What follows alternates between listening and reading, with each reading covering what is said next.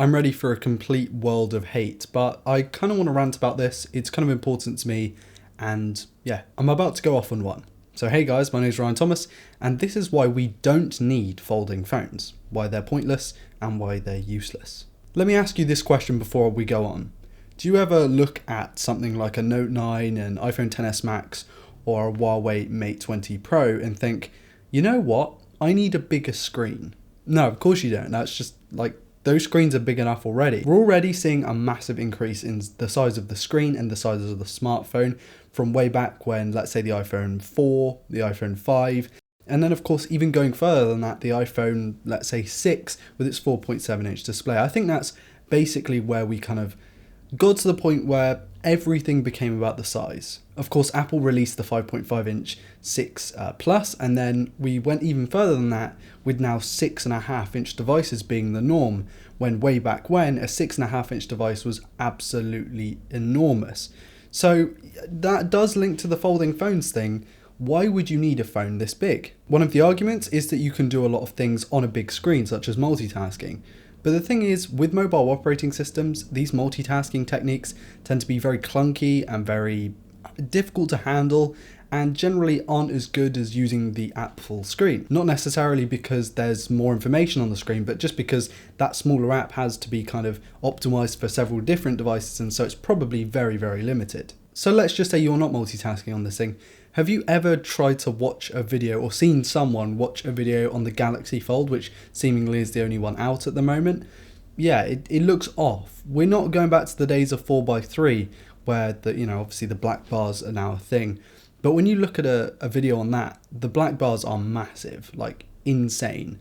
Gaming, on the other hand, I can kind of see the point, but that leads us on to the next point, which is that most of the time, in fact, I'm not even going to preface it with most of the time, I think all the time, it's cheaper to go out and buy a really high-end smartphone and a good tablet for the price of, the Samsung Galaxy Fold. An 11-inch iPad Pro, that new one that kind of bends but is also kind of a bit of a powerhouse.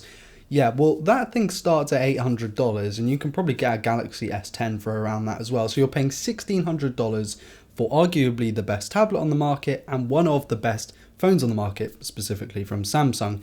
And you're comparing those two to a Galaxy Fold. Well, the Galaxy Fold doesn't seem to be as good of a phone as the S10 and doesn't seem to be as good of a tablet as the iPad Pro. Now, I'm not saying that Foldable isn't going to have a place in the future. I think maybe if we manage to get foldable tech down to make devices that are currently roughly the same size as ours even smaller, like I believe Razr's doing a kind of concept with that, it could work. But it just seems completely pointless to me because there are so many limitations and so many kind of setbacks that you have to make in able to be able to have a device that folds. And at the end of the day, what's the point? A Galaxy Note 9 is probably as big a screen as most people are ever going to need.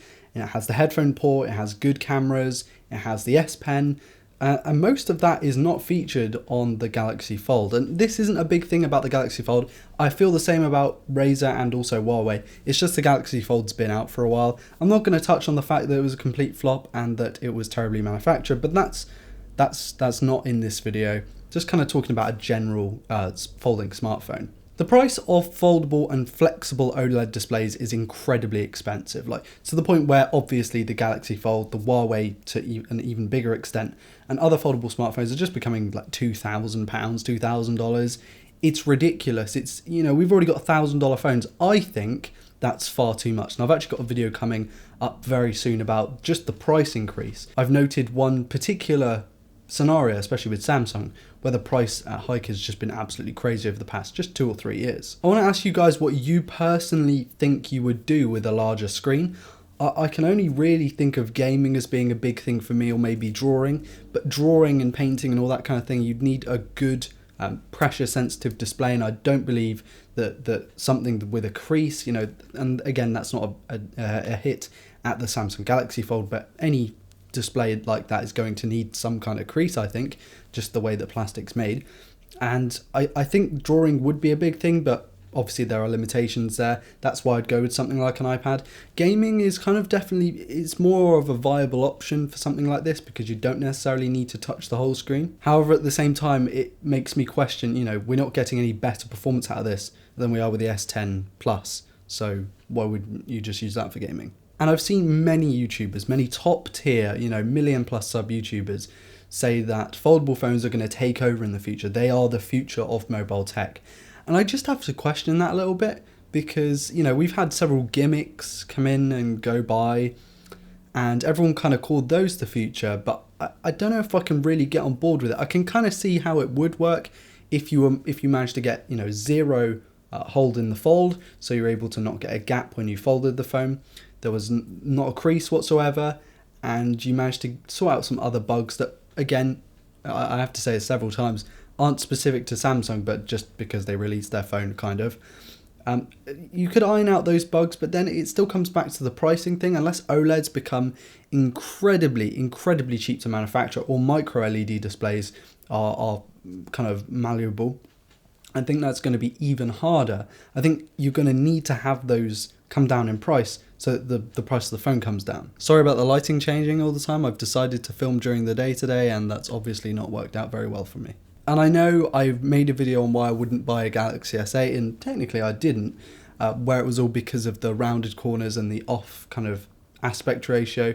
I understand that was a bit of I think I probably made the wrong decision with that one, but I just have to talk about this because it's something that's really core to me. Obviously this channel's about buying used and buying kind of value devices, but it really does beg the question, like, have we hit the peak of smartphones and now we're just kind of doing stuff because we can? I feel like for a while we've had really solid devices ever since the Galaxy S8. I'd say the S9 was like peak, so we had good displays, good performance, good fingerprint scanners, good cameras, like everything was there. But now we're just kind of like experimenting with different things. And I don't think that it's wrong for us to experiment with different things. I just think that maybe taking it to market and to publish it as a product could be a little bit, taking the mick out of your customers. Now, at the end of the day, I'm not going to be buying it, so it's not really a problem for me. It doesn't matter if you sell it to someone else. It's not my problem. I just have to question the hype behind it because I honestly think it's well overhyped. And with that, I'm going to end today's video. Yeah, I'm probably going to try and upload a few more videos whilst I've got this time to kind of like get on and get them out because I would definitely like to post a little bit more than I have been recently. And with that, that's it from me. Thank you all so much for watching. Please do like, dislike, comment and subscribe if you're new around here to never miss a video like this one. Also check out my social medias. All the links and everything like that will be in the video description as always. I've been Ryan Thomas and I'm ready for some hate in the comments. I'll see you in the next video. Peace.